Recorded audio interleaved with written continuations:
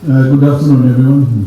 The Minister for Employment, Productivity, Industrial Relations, Youth and Sports, the Assistant Minister, Mr. Skelly Tigunondua, Chairman, Board of Special Administrators, Mr. Azam Khan, Acting Chief Executive Officer, the Permanent Secretary for Employment, Productivity, Industrial Relations and Staff, recipients of the workers' compensation payment, and members of the media.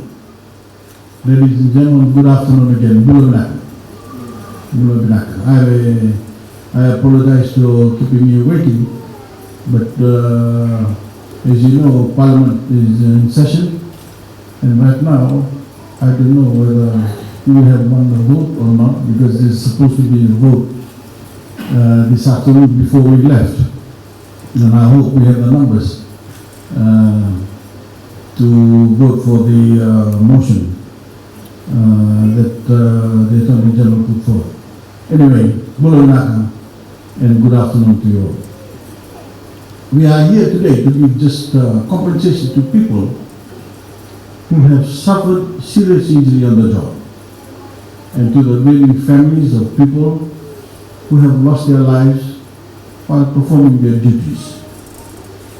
It is a sad fact that people sometimes suffer injury or death while working.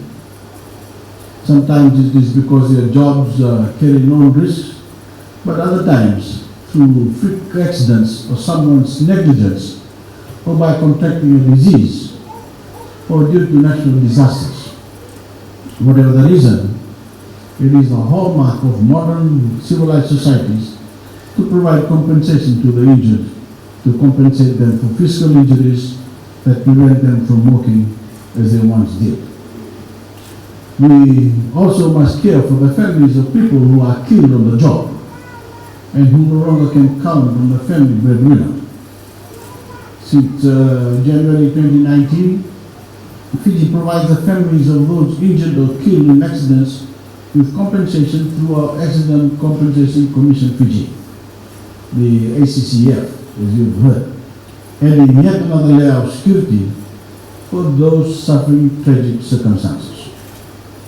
The payments have increased over time, and today, the compensation for deaths arising from employment-related accidents is $75,000.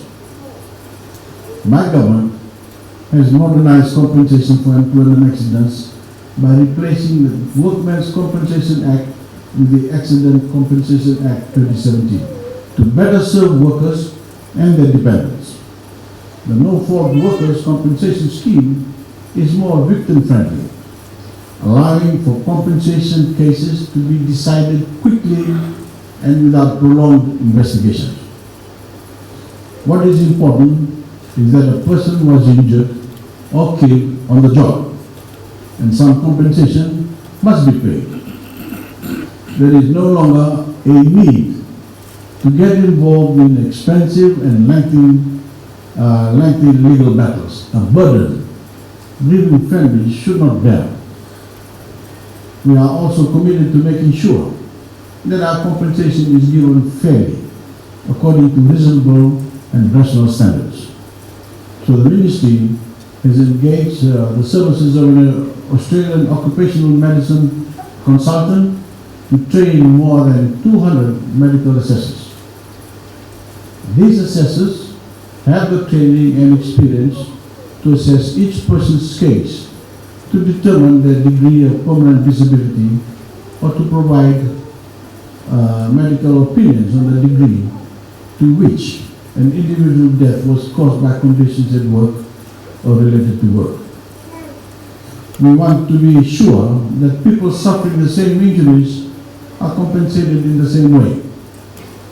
We can't have a situation in which compensation is seen as arbitrary or inconsistent, and that requires us to establish standards and to engage in rigorous training. Today, only those doctors who have undergone the impairment assessment training are allowed to conduct final medical assessments.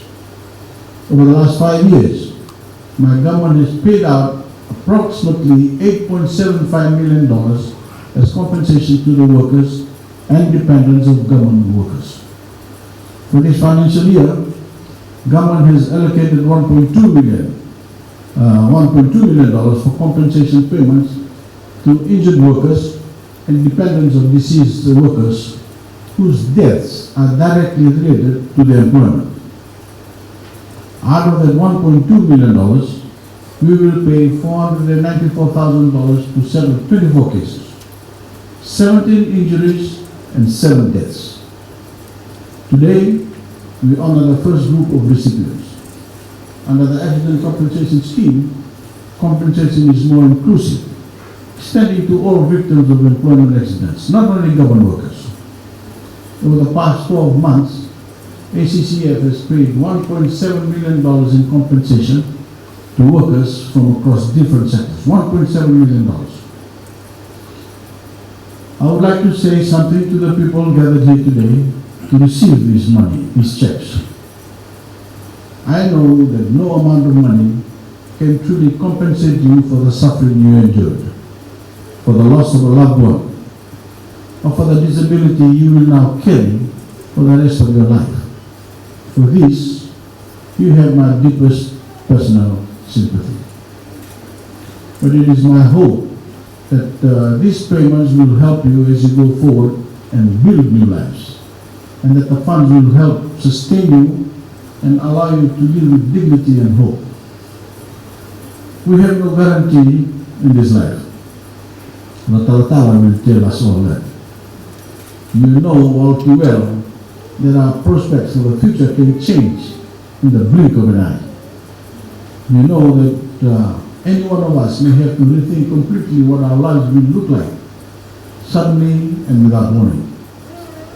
But strong people endure and carry on. And people are made stronger if their fellow citizens and their government expresses the will of the people, take their hand and help them in their hour of need. Ladies and gentlemen, the health and safety at work legislation promotes the notion that those that create the risks at the workplace have the primary responsibility to resolve them. Let me say that it is the job of everyone to create a safe workplace. The employers have a greater responsibility, but the workers must do their part by working safely, by not cutting corners, and by speaking up whenever there are unsafe conditions. I hope that I will not have to give out any more compensation checks because we have no one to compensate. That would be a year without injury or death on the job. It may seem impossible, but it is what we must strive for. And you all have my best wishes. Thank you.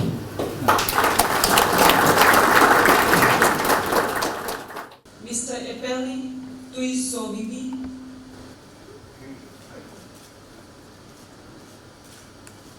Mr. Sefania Nofana, Mr. Epeli Turuva,